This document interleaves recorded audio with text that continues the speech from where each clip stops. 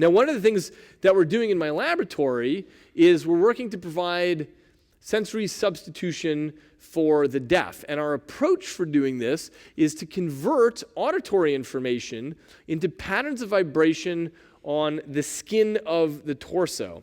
So I'm going to show you a demonstration of what this looks like. So this is the idea. So what you should be able to see here is, as I'm speaking, you can see the waveform down on the left-hand side. So the computer's picking up on my voice, and what we have is we've developed these algorithms to turn my speech patterns, into patterns of vibration on a vest that can be worn by a deaf subject. So the idea is that the waveform's getting decompressed in various ways, in these ways that we've developed, and then it's getting transmitted over to the vest of a deaf subject. And it turns out that this is not just a theoretical idea. This is something that we have now built, and this can be worn under the clothes. So this is what this looks like, and what we have. Oops, this is the part I didn't expect here. So what we have is the capacity to have my speech turned into these patterns of vibration on my body. Now this is something that we were originally building with custom processors, in other words, onboard computation for this vest. But what we then realized is, there's a more ubiquitous technology that we can take advantage of here. So what we have now is the whole thing running on an Android phone. So the same thing that you're seeing up there, wait for it, here we go. The same thing that you're seeing on the screen there, we now have running on an Android phone. So for a deaf person, they only have to carry around this piece of technology. Sound gets picked up from the environment, converted, and then transmitted via Bluetooth to the vest in real time. So we're riding on the back of technology now to be able to enable something that wouldn't have been possible even 2 years ago. Now here's the thing. In the coming months, this has taken us a year to build this out, but in the coming months we're going to be testing this on deaf participants. And our expectation is that at first it's a difficult cognitive translation to figure out how sound in the environment or sounds that you make are getting converted into these patterns of vibration. But our expectation is that after about 2 weeks, they'll be hearing. Their brain will figure out how to translate these patterns of vibration into a direct perceptual experience. Just the way that when a blind person is reading bumps on Braille, they have a direct perceptual experience of that. And so assuming this works, we've already been testing it on hearing participants, it's working amazingly well so far. If this works with deaf participants, it's a total game changer. Because the only other option for deaf people who want to hear is to get a cochlear implant, and those are $40,000 and an invasive surgery. This is something that can be worn under the clothes and can be made for $500. So that's where we're going with sensory substitution for the deaf. Thank you. Now, in the context of this talk, though, what I want to think about is, how could technology like this be used to expand the human Umwelt?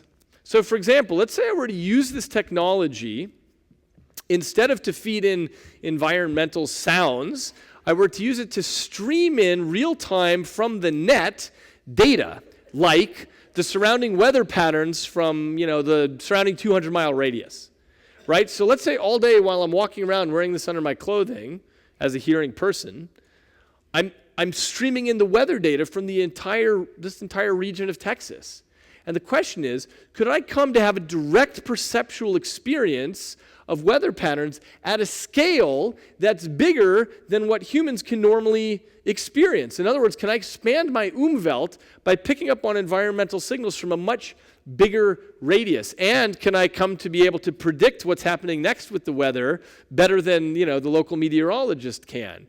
And the answer may be yes, because it turns out what the brain's really good at doing is extracting patterns of information. You don't even have to pay attention. You don't have to be consciously aware of what you're doing. All you have to be doing is feeding the information to the brain, and the brain will figure out what's going on. So that would be an example of using this technology to expand the human Umwelt.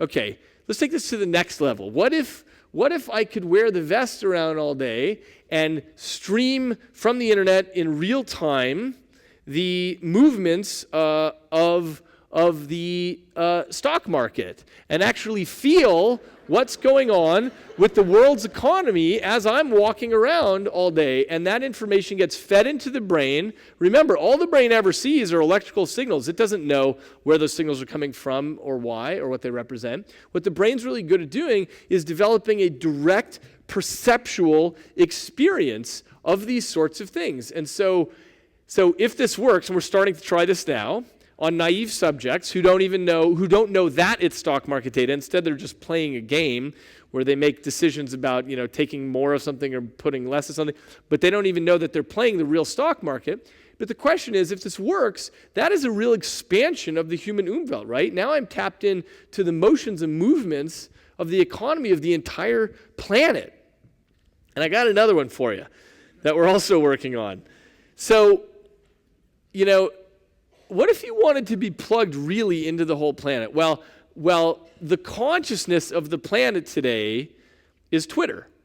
And the reason is that ideas that are important to people on the planet trend up above the noise floor and rise to the top. And that, by the way, is exactly what happens in the brain. You've got lots of noise. You've got lots of sort of proto-thoughts and ideas. And the ones that are of importance rise up above the noise and become thoughts that you have consciously.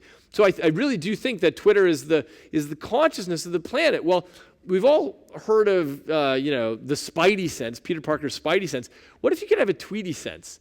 What if you could actually be plugged into this on the fly? So let's say as I'm giving this talk at MSF, what if I actually wanted to understand the sentiment of the room? So I do sentiment analysis and I look at every tweet that's going out and I ask the question of, okay, well, how's the talk going? Did I say something that bombed? Did I say something great, right? So this is what I call the Tweety sense.